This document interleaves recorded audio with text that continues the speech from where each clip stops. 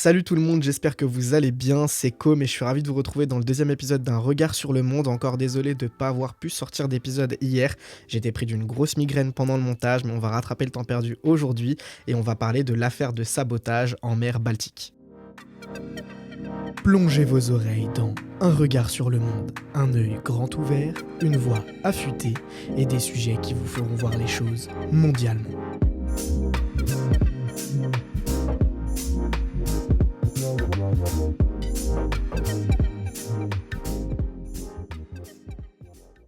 Donc je vais commencer en vous posant un peu de contexte et en rappelant les enjeux stratégiques.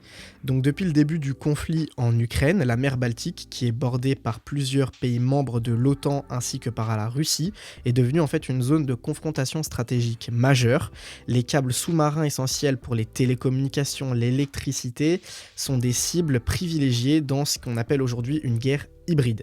Ces sabotages qui combinent donc le sabotage physique et l'intimidation stratégique, ça vise en fait à tester les capacités de défense occidentale sans provoquer directement une escalade militaire directe. Les câbles, qui sont principalement situés dans les eaux peu profondes de la mer Baltique, notamment ceux qui relient aujourd'hui la Finlande, l'Estonie et la Suède, sont toujours particulièrement vulnérables. Et ça, la Russie, elle semble utiliser ces actions justement pour intimider ses voisins, alors que justement ces pays baltes aujourd'hui prévoient de se déconnecter du réseau électrique russe d'ici à février. Justement, ces derniers temps, la fréquence des sabotages a considérablement augmenté, avec des dommages qui sont aujourd'hui quasi mensuels sur des câbles critiques. Le 25 décembre, donc le jour de Noël, un nouvel incident a marqué les esprits et les médias, puisqu'il s'agit du câble électrique Estlink 2 reliant la Finlande à l'Estonie qui a été endommagé et là entraînant carrément sa déconnexion. Les réparations, elles devraient durer environ 7 mois. C'est un pétrolier russe, Eagle S, qui est soupçonné d'appartenir à la flotte fantôme russe, qui a été arraisonné par les autorités finlandaises dans le cadre d'une enquête pour sabotage aggravé.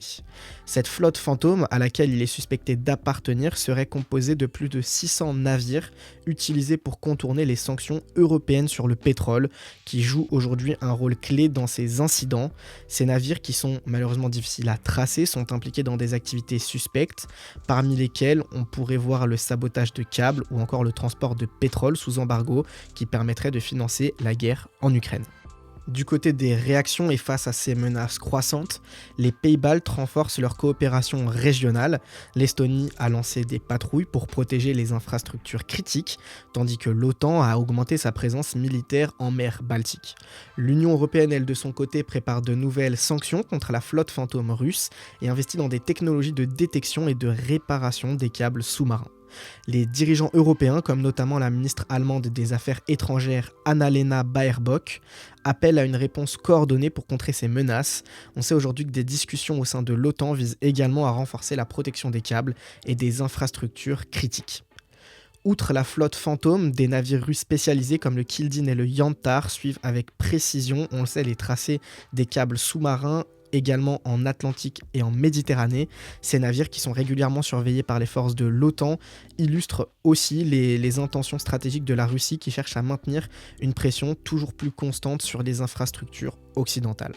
Ces sabotages, en fait, ils font partie intégrante de ce qu'on appelle une guerre hybride qui est menée par la Russie, qui cherche à contourner l'article 5 de l'OTAN en évitant des attaques militaires conventionnelles. Cette stratégie, elle complique la réponse des alliés et intensifie les inquiétudes européennes, notamment en cas d'escalade incontrôlée ou même de pertes civiles dues à des perturbations des infrastructures critiques. La mer Baltique, c'est bien sûr pas seulement un lieu de confrontation géopolitique, c'est un carrefour stratégique, vous l'avez compris, pour les câbles électriques, les télécommunications et les infrastructures, comme l'était le gazoduc Nord Stream, qui a déjà été saboté en 2022. La sécurisation de ces infrastructures, aujourd'hui, c'est devenu une priorité absolue pour les pays de la région, pendant que la communauté internationale, elle continue de surveiller les développements dans cette zone déjà sensible. En conclusion, on peut dire que les incidents récents, combinés à la montée des tensions entre d'un côté la Russie et l'OTAN de l'autre, soulignent l'urgence d'une réponse globale et coordonnée pour protéger les infrastructures critiques de l'Europe. L'Union européenne, les pays baltes et l'OTAN doivent non seulement renforcer leur surveillance, mais aussi anticiper les prochaines manœuvres russes dans cette guerre hybride qui redéfinit chaque jour un peu plus les enjeux sécuritaires en mer Baltique. Voilà, merci à tous de m'avoir écouté. Vous allez le voir, c'est un format beaucoup plus court que ce que j'avais fait dans le premier épisode. J'espère que ça vous parlera aussi.